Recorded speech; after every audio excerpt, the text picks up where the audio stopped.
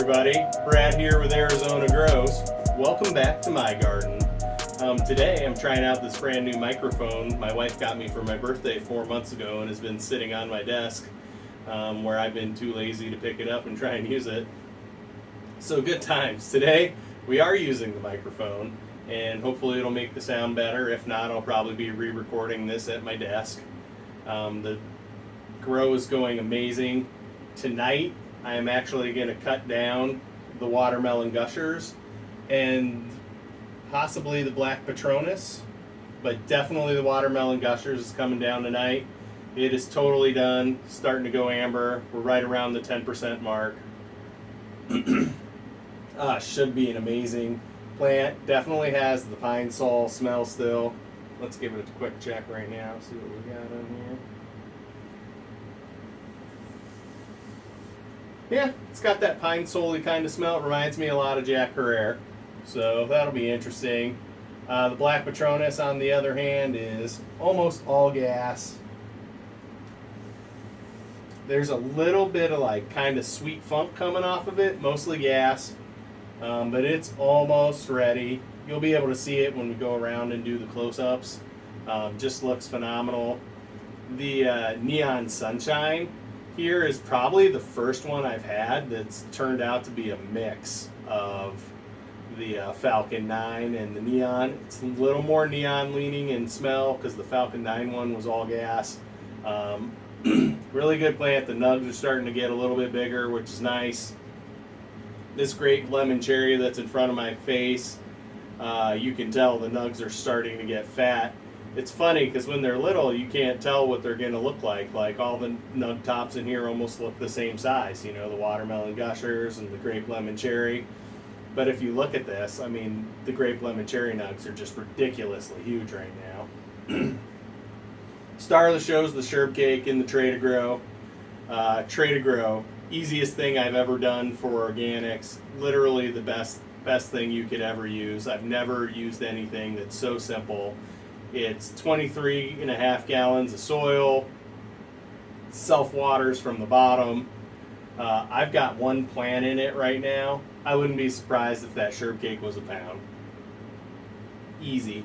By itself in a 2x4 spot. Everything on it is stacked. It's fat. There's no little nugs. It's amazing. I think this grape lemon cherry, if it was in one by itself, could do the same thing. For the next run, ooh, big news for the next run. We're replacing these 3.9 gallons with another tray to grow. The funny thing for our next run is because Tikicuts had that sale where we got the clones, buy one, get one for Christmas. We now have clones we're going to run, and we have some other things we wanted to run. So the next run, we'll have the three 6.6 gallon Autopots in here, the 3XL system, and 2 tray to grows. In the tray to grows, though, we might be doing some serious business, like 3 or 4 plants in each one, doing a shorter time and flipping faster. Just because we have so many things that we started, it'll be nice to see which ones are worth keeping, which ones aren't, and then go right into the next run a little bit faster. Maybe get one more full run out before summer, maybe even 2. That'd be nice. But everything in here's gone so amazing, guys. I'm still smoking the sherb cake from the last round. I can't even remember the other things I grew because the sherb cake and the Cosmopolis are the only things I've gone back to. Everything else has gone into edibles or RS oil for my dog. So that's where we're at. But everything in here looks so good. I'm so happy with this grow. I think we've really found our groove with organics.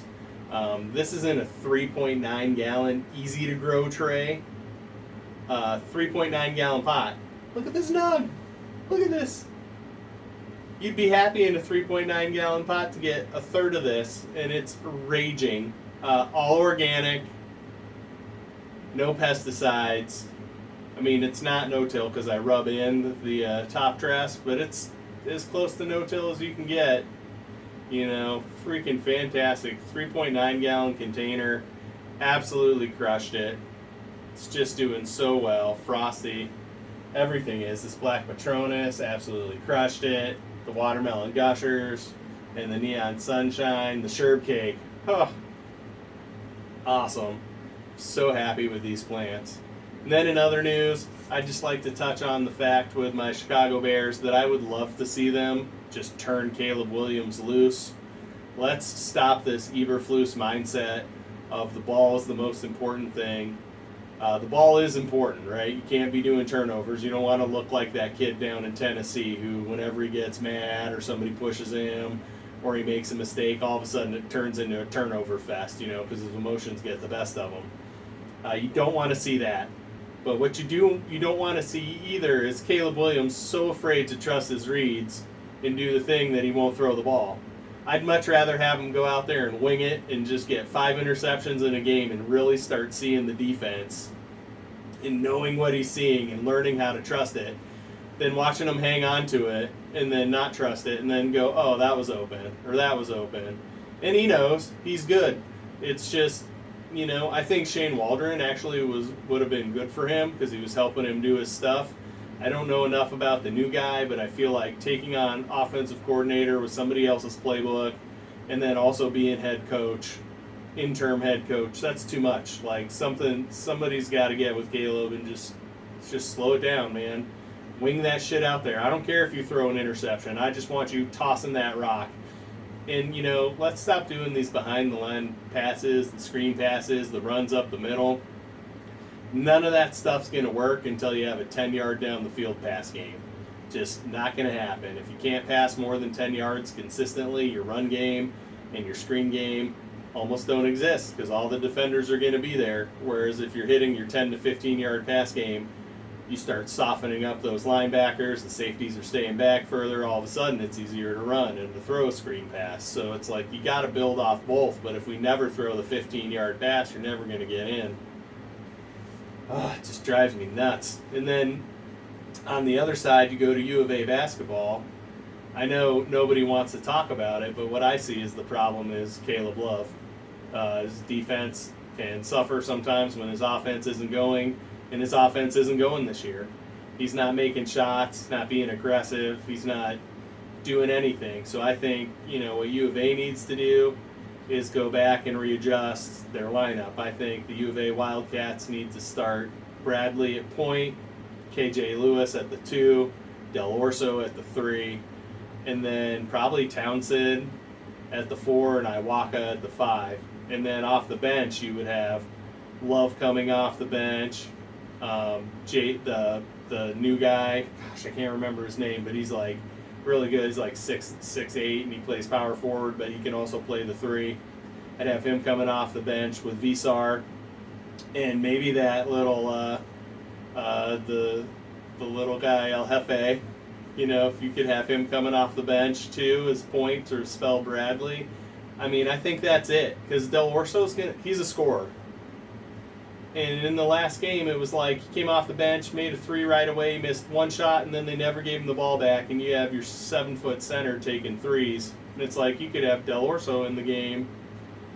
I mean, his 3-point percentage is going to be a heck of a lot better than Visar. So just some things outside of the garden that have made me upset with sports. Outside of that, Christmas is coming. If you don't celebrate, I hope you love whatever you do celebrate and you have a great time. For us, it's Christmas. We're super excited about it. I am going to be cooking a feast in the kitchen. Maybe I'll take a short video this year, show off some of the stuff that I made. I love baking. I love cooking. Cooking's my other passion, which is why I've started to grow more food on my own. But things are just going well, man. It's Christmas time. Get in the season, feel good. Share things. This is the time where we share our love and our appreciation for people and our lives. Just know that, at any time, those people could disappear, In the world, it's like 250,000 people die every day. And one of those people could be your people. So, take the time, tell them you love them, get some presents, If you don't have money for presents, just be there. I care less about a present as long as you're here and you're having fun. It's all that matters. That's it, guys. Love your people. Do your thing. Brad here. Arizona grows. Happy growing. All right, guys, we are back, and I don't know if this microphone's working at all. We're going to find out afterwards, and I'll just have to make up some random stuff to talk about as we go through if it is not working. Look at this. This is the grape lemon cherry. Last time it definitely foxtailed a little bit. And I think that's just the way it works. You know, it likes to do it. We definitely have the temperature down in here about 5 or 6 degrees less than we had it last time we grew it. So I'm hoping, besides the foxtails, that it'll cut down on losing any of the terpenes and hopefully bring out a little more of the grape flavor, because we didn't get a lot of grape last time. Good buds, nice smoke, sweet flavor. Wasn't grape though, and I was hoping for a little grape thing, but that's okay. You can tell it's like right on the verge, so it could just be me. It could be my grow room's too warm. Maybe this thing needs to be 65, you know? And that's not going to happen in my grow room, but maybe that's what it needs to really shine. And a lot of people can do that. If you had like a room with, you know, this whole thing was in a room and it was a whole room of grape lemon cherry, you just drop the room down. No big deal. And then down here, this is the Event Horizon. It's nice and fruity, smells really good. It was a third of the size of the other plant, so don't judge it too harshly, but really nice plant. Obviously not up to the stature of this grape lemon cherry. And I think one thing too is as I'm planning on going into breeding and doing some breeding work myself, that getting these cuts from Tikicuts and seeing what real breeders have found and come up with, it gives me an idea of what to work with. Because, you know, I could be going around thinking, hey, this Neon Sunshine, man, it smells so good. This is the bee's knees. Everybody's going to want this. And it's these little nugs, and it's a lot of trimming. And then you come over here, and you look at the grape lemon cherry, and you go, oh, okay, it should look like that. Like, not very much trimming, big fatty nugs all the way down. Just fantastic, you know, buds. You know, it's totally different. Same thing with the sherb cake. You know, you get in here, you look at this, it's just fantastic. I mean, this nug is absolutely nuts. And then you go in the back and look at some of these back here. I mean, they're absolutely huge.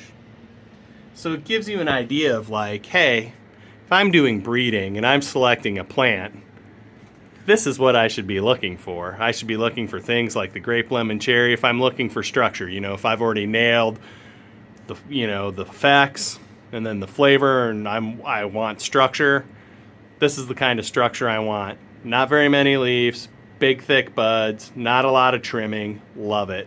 So the sherb cape, the grape lemon cherry, fantastic. The next run, we're literally going to be adding permanent marker, animal mint cake, Detroit runts, forbidden runts, and the devil driver.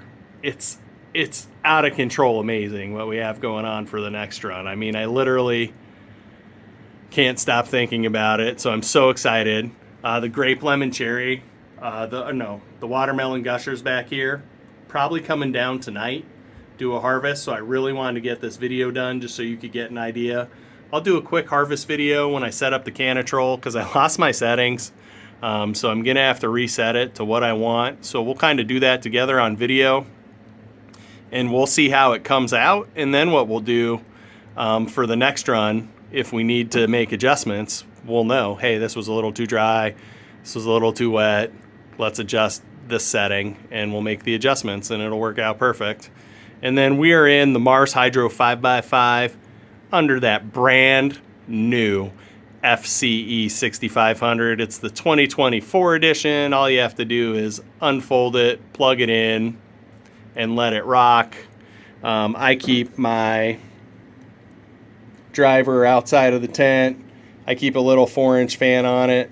Even when it's been at 85% power or 90% power, whatever I'm using right now, it's either 85 or 90%, all day with my little fan on there, I can touch it with my hand.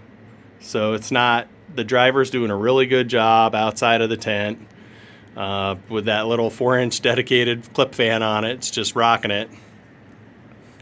But everything in here looks so good. It's our second run under the Mars Hydro FCE 6500.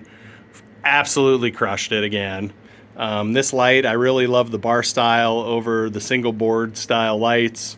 You get a better distribution. You know, we're not super far away here from the plant. You know, we're talking a foot, no burning, nothing crazy. Like I said, we're around 90%. And it's probably the tallest plant. Oh, no, this guy's probably the tallest plant when you look at it. I would say this nug right here is only less than a foot away from the light. And it's been at 85%. There's absolutely no burning. So they're getting great even spectrum. Everything is coming out fantastic. I just can't, you know, that grape lemon cherry looks so much better because it's further along. But look at how big this sherbet cake is. Guys, I'm telling you, that's a pound. That's a LB waiting to happen. That's so many jars, and they're big nugs. It's going to be the last thing to finish. And then if you come down here, let's just look at this. Look at this plant. Outrageous. Absolutely outrageous. Whew. Man, all right, so that's it for this week. Oh no, you know what? Let's go around and do a quick look at the Watermelon Gushers, because it'll be the next thing coming down. Flexi Tank from Autopot. Autopot's been an amazing friend of the channel. We've worked with them for a while. We buy all of our Autopots. We did actually do a little video series for them, and we got a really nice discount on some Trader Grows. So I have 2 new Trader Grows coming in. This is the Watermelon Gushers. Just fantastic. So this is what's coming down today. Now I have some close-ups we'll stick in the video when I go out later, but just look at that. Absolutely fantastic. What a great plant. They're big fatty nugs. They're not the prettiest. You can tell. You look at it and you go, oh, you know, that's just a big fat flat nug. But it smells like pine sol. It's got that total Jack Herrera kind of vibes, which means, hey, maybe it'll be a little more uplifting. That'd be kind of nice. I haven't grown a lot of sativas or anything. In the next run, the Devil Driver should be a little more uplifting. And we have the Gorilla Goat from Irie Genetics. So that should be there. That's from seed. It's been an incredibly vigorous plant. I actually already killed the plant that I started with, and I'm just have the clone top going right now because I started it way too early. Clearly, I just wanted to make sure I had it ready, and it was like a month too early, so it would have been like the whole 10 already, one plant. So we're not doing that, but we're ready to go for the next run. This is the Black Patronus. Guys, I just can't wait for the next run to get started. We have so many good breeder cuts and flavors. It's gonna be neat. It's gonna be really exciting for me, hopefully for you too. But that's it for the video this week, everybody. Brad here, Arizona Grows. Happy growing.